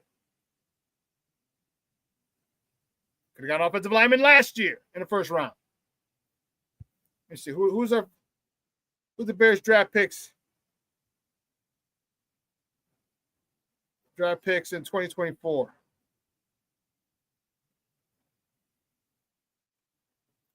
No, you could have got 2023.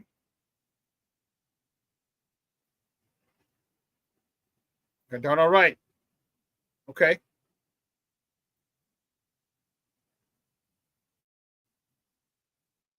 Well, 2022. Kyler Gordon, Jaquan Brisker, Velus Jones, Braxton Jones. Oh, that was still part of the Khalil Mack thing, wasn't it? Why didn't we have a first round pick in 22?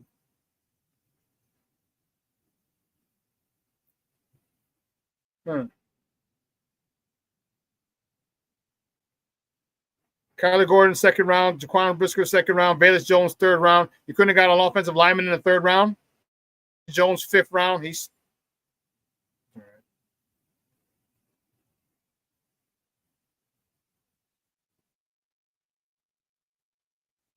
What I'm saying is they still should have gone after an offensive lineman in the first, second, or third round. That's what they needed to do, and that's what they neglected to do.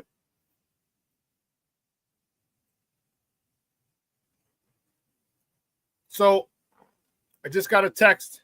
And again, this is just speculative, of course. It's speculative because it doesn't.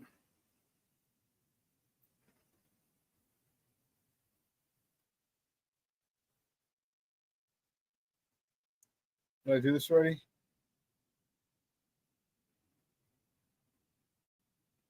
So according to Nate Taylor, and I'm not sure who that is. According to Nate Taylor, the Kansas City Chiefs are not going to franchise tag. They're not going to franchise tag the guard, Trey Smith. This is just literally just on Twitter right now. So, if that's the case,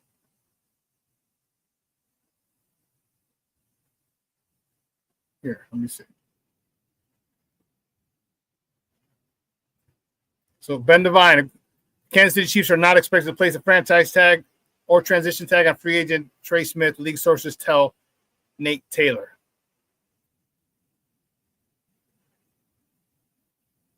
All right. He'll hit the free agent market. Okay, there you go, Bears. You're on the clock. You're on the clock.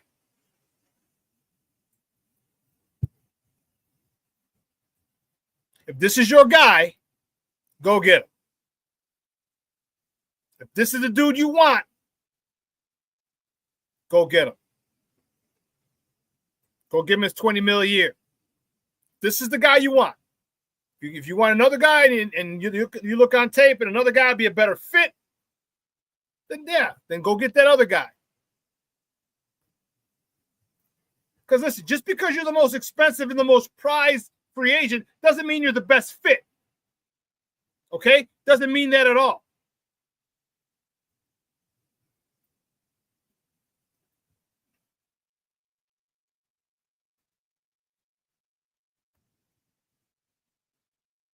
So, sure, do you want this year's first or next year's first for Myles Garrett? Okay.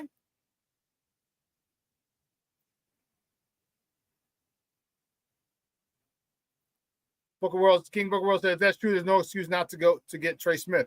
Again, if you figure out or if you decide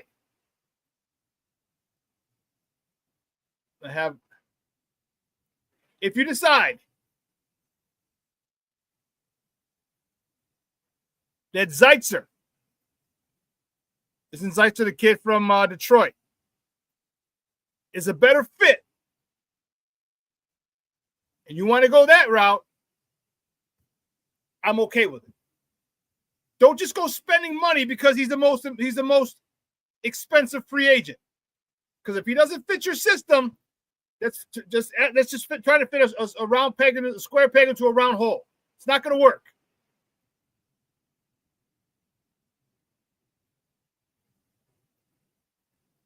If you feel that that Zeitzer is better because he's come from your blocking scheme and he's done well and you're comfortable with it, do it. Rick Gonzalez, I agree with you.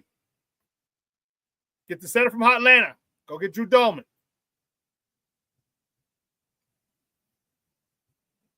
Here he is, number 25th ranked free agent, according to NFL.com. Drew Dolman, center Atlanta. Go get him. Go get him. And go get Kevin Zeitler from Detroit. Now, if you want to go get Trey Smith, okay, cool. Get both of those guys. But don't tell us that. You know what I mean? Don't say, oh, well,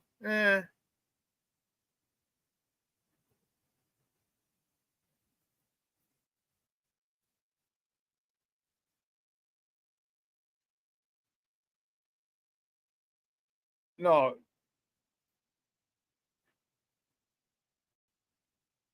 No, he's not. Shorty, Drew Dolman is 26 years old, bro. He's 26 years old, not 36. He's 26. That's why I want him, because he's 26 years old. You got him for a good 6 to 8 years. You got him till his mid-30s. He's a veteran, so he can make all the calls. Caleb doesn't have to worry about pass pro, setting the protection. Yeah, he's only 25. Or 26, excuse me. Let's see, when will he be 27? He'll be 27 in October, so middle of the season. But go get one of those. Go get him and go get one of those guards. Again, it doesn't have to be Trey Smith. If you think he's the best guard that fits your system, you guys, you have to understand it. People, this is where you got to. This is where the average fan shows their colors. People think just because they're the most expensive, that means they're the best and they're going to fit your system. It doesn't work that way. It doesn't work that way. People who are asking for those most money doesn't make them the best. And here's the thing. People say, oh, he's the best guard out there. Yeah, he's the best guard out there in the system that he ran. Have you seen him play another system? Have you seen him play the system the Bears want? Well, first of all, what system are the Bears? Are they zone blocks? Is it gap scheme? What are they doing?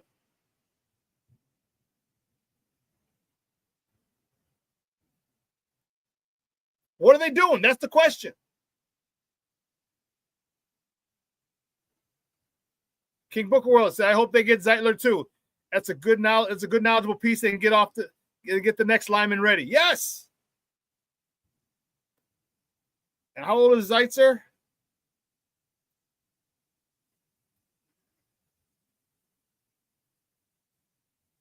Okay, he's 34. So you got him for 2 years.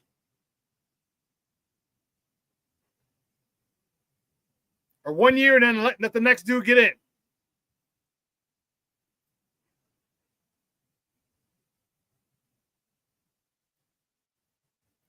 Shorty said, I'm so jaded by Coleman, Bates, and Patrick's, though. Hey, listen, I hear you. And here's the thing. He might. King Book of World, Kevin Zeitz 34. He'll be 35 March 8th. So he'll be 35. Coleman, Bates, they got hurt. They got injured. So we never really knew what they could do. You still got Kieran Amagaji, who needs some tough love. They need to say, hey, listen, they screwed you last year. His offensive coach, his O-line coach, the new O-line coach needs to come in and say, they fucked you over last year. You were hurt. You weren't prepared. And they put you out there in a tackle against a guy who's having a Pro Bowl season and embarrassed you. Come back and show them that you're a hell of a guard.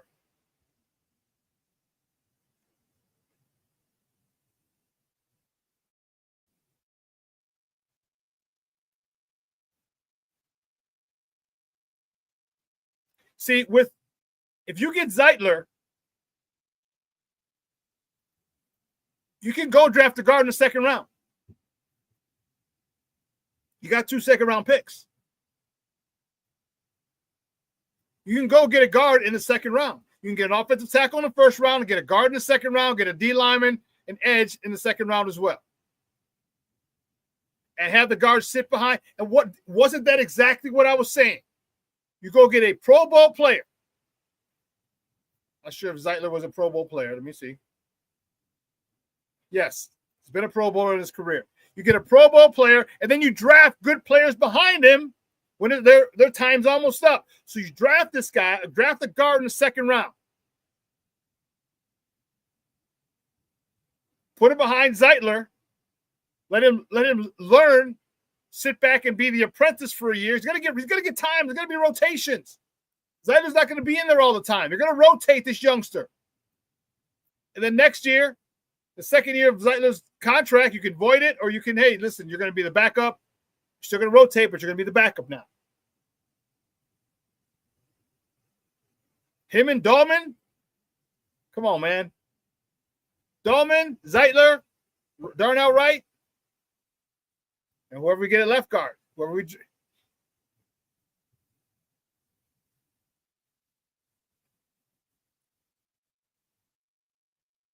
So I don't see anybody franchise tagged.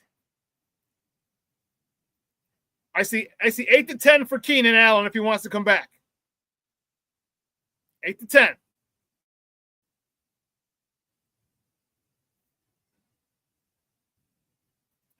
Brian said, what's the criteria that makes a person the best at their position?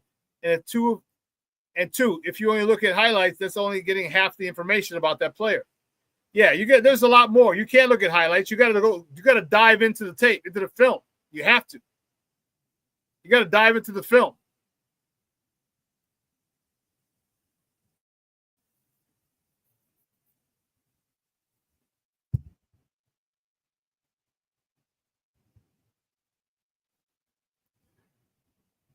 So I'm more than okay with that. That's what you want to do with Kevin Zeitler. Sign him to a 2-year deal, even a 3-year deal. Last one, you give him all his money the first 2 years. Then you cut him after year 3, after year 2.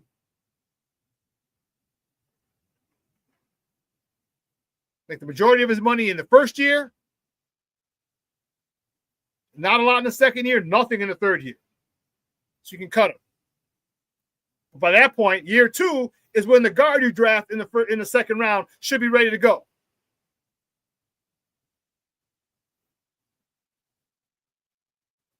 I agree with you, King Booker Willis. I want a seasoned center. Dahlman, to me, is actually the most important piece for this O-line. Yes, this year, yes. Because it's going to take a lot of things off of Caleb. And just think, Caleb can make calls now. He's going to be better at it because it's not his first year. But you take that off his plate and allow him to do other things and work on other stuff, it's going to make Caleb so much better. Not having to worry about setting the protection. Not having to worry about, all right, calling out the mic.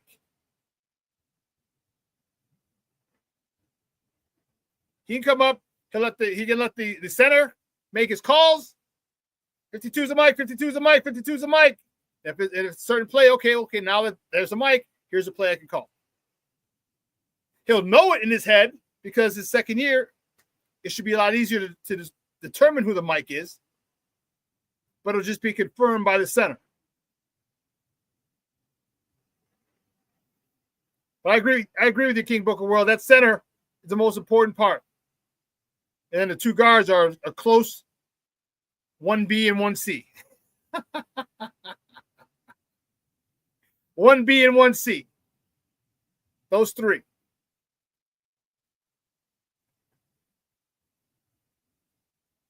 And give me a wide receiver. You know what? We've talked about this ad nauseum. And it really bugs me that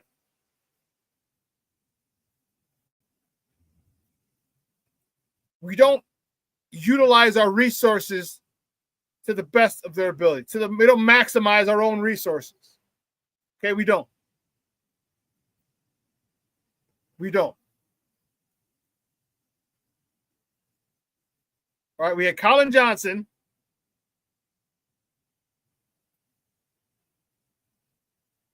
He's a little older. He's 27, but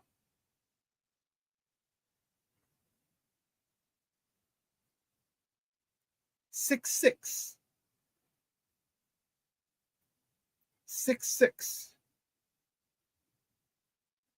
Okay.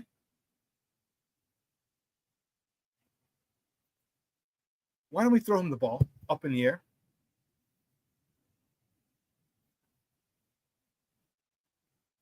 You think about who we have. We had Rome Odunze 6'3", Colin Johnson 6'6", Cole Kmet 6'5".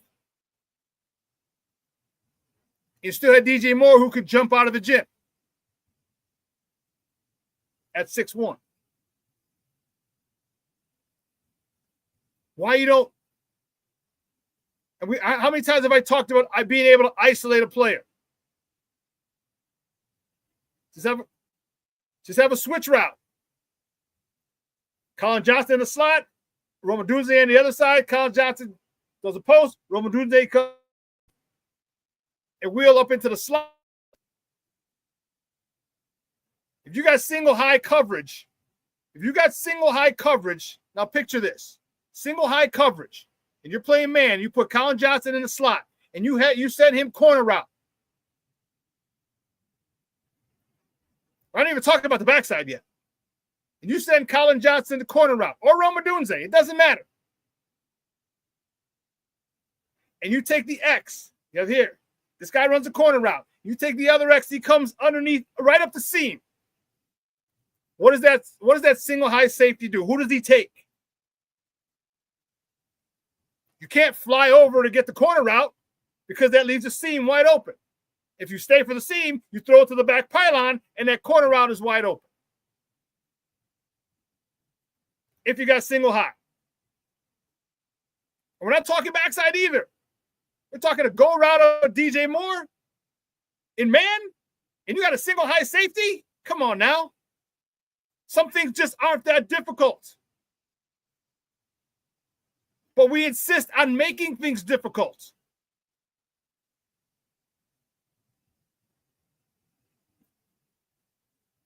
So I'm not done with Colin Johnson yet. I'm not expecting him to make the Pro Bowl. I'm not expecting him to be a Hall of Famer. I'm not saying that. I'm saying he can be a productive member of this team.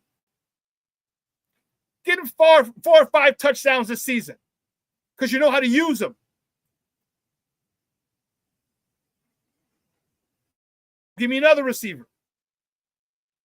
Because for some reason, I don't see any of these guys having that dog in them.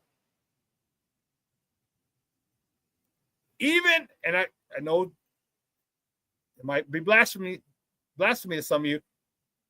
Even Rome Odunze don't seem to have that dog in them as much as I'd like.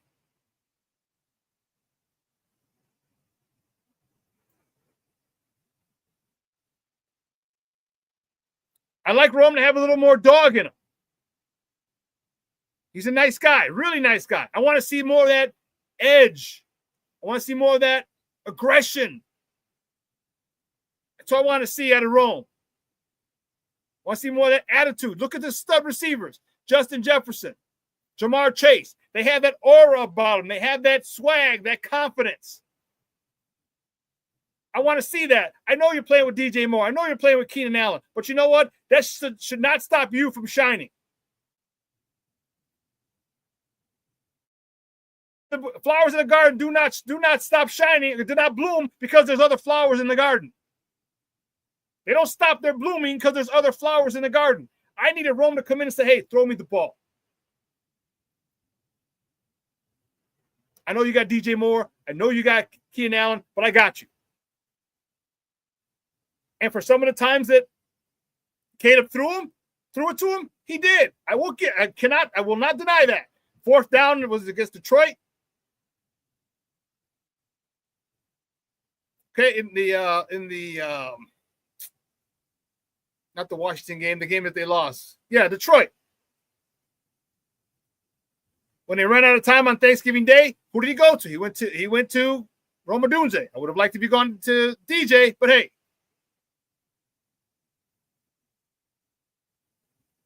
King Booker Will says, remember Roy Williams? He was the opposite. He was a dog, but didn't have the skill. You're right. Do you remember he played on the Cowboys?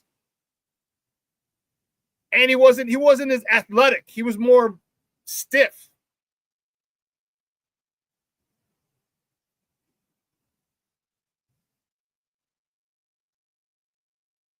So to wrap it up with a bow, no, we ain't franchise or transition tagging anyone on this team that we have. No one. I say 8 to 10 for Keenan. If you want to come back, there it is.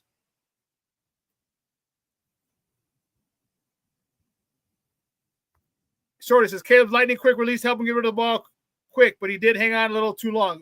Sometimes you don't get sacked damn near 70 times, 68 times, and it's sometimes hold on the ball too long.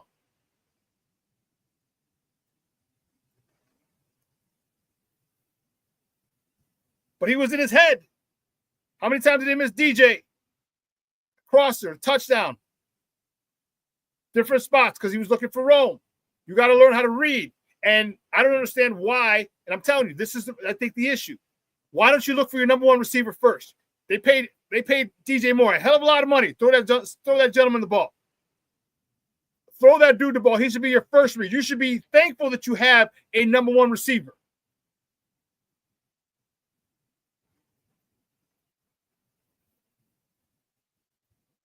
I agree the O-line was tracked, but there are plenty of times that he had the ball and he missed them. Plenty of times that he missed them completely. One hopped it, overthrew, overshot him, or just missed him. He'd go to the corner and DJ's running a shallow crosser uncovered because he's forcing it as opposed to reading the defense. Thank you, Rick. Yes, he was afraid to throw picks. You know what the issue was? Let him be what he was in college. Don't coach the Caleb out of Caleb. And that's what they did. I know you want to be safe with the ball, but if you throw picks, here's how you learn. If you throw picks, I don't care. One of the greatest quarterbacks in the game, Peyton Manning, threw 28 picks this rookie year. It's okay. He turned out all right and won 2 Super Bowls. It's okay. Well, listen. Guys, great stuff. 2 hours has come and gone. I want to thank you guys, man. This chat has been lit all freaking morning. I love it.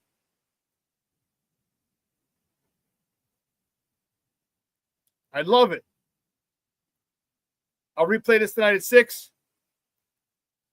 All right, tomorrow I'll be on with Shorty on Bears Country Podcast. Make sure you check that out.